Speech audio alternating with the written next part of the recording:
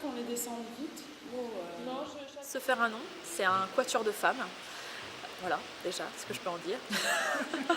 On descend tout, hop, on prend le temps de venir, et puis vous commencez à démonter, vous deux, Audrey. Est-ce que c'est déjà fini un jour? Je suis pas sûre que je me sois déjà dit c'est fini en fait.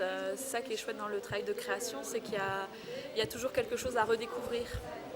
Que ça soit pour les interprètes au plateau, où il y a toujours un espace de jeu, c'est vraiment primordial pour moi qu'il y ait un espace de jeu et que du coup ce soit toujours un endroit à redécouvrir. Et puis que ça soit pour nous en tant que créateurs, qu'on ait toujours un espace de questionnement et que voilà, ça soit toujours en train de se chercher, quoi. est-ce que tu veux que je monte direct sur Non, celui-là? non, je veux bien qu'on refasse exactement ce que vous faisiez. Tu prenais ton appui, la Sylvia, tac.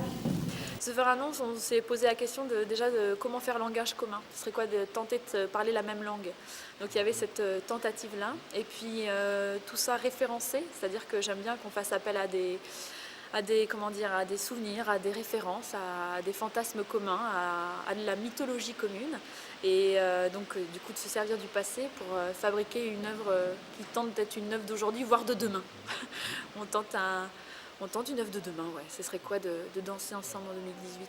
Toutes les créations ont pour base, on va dire ça comme ça, un vrai travail plastique. Je travaille avec un costumier qui s'appelle Vincent Duperron.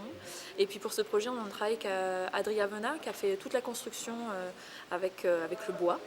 Et ouais, c'est des éléments qui sont importants pour moi, qui sont vraiment des personnages en plus, quoi.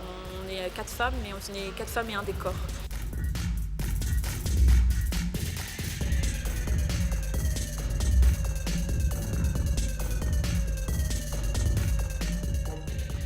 Sur cette création, l'enjeu était vraiment de travailler en collaboration.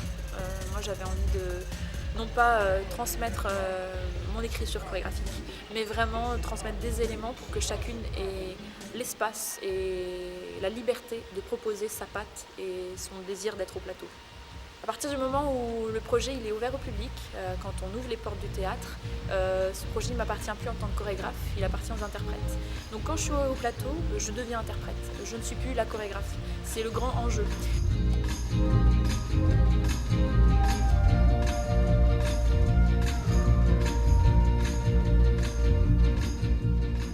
Je dirais que pour moi, c'est une continuité qui a toujours des références communes, des éléments qui reviennent, mais que c'est toujours un chemin qui se poursuit. Donc pour certains, je pense qu'ils vont trouver qu'on est déjà allé un peu ailleurs par rapport au projet qu'on avait présenté il y a 2 ans ici à la Biennale, qui était un solo.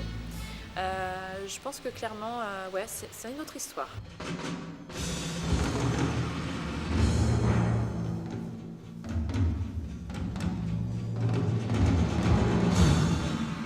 Les artistes associés jusqu'en 2018, nous c'était une grande chance puisqu'on est une compagnie qui commençait tout juste.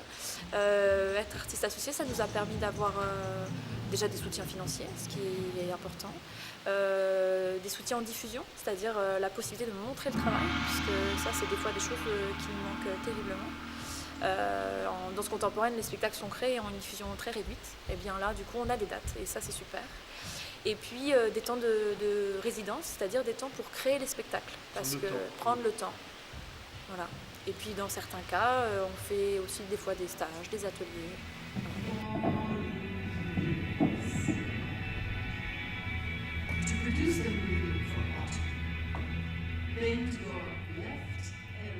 La danse, c'est une chose qui est commune à tout le monde. C'est un langage commun.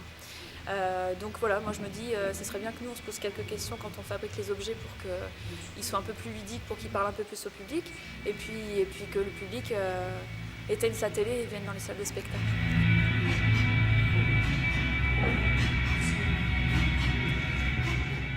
C'est toujours rassurant des manifestations qui durent dans le temps, dans le champ culturel. Beaucoup de festivals ont disparu. Et ouais, c'est toujours une très bonne nouvelle de savoir que certains perdurent et ont une valeur, ont un public. Ouais, c'est important, ces 30 ans, c'est une belle chose.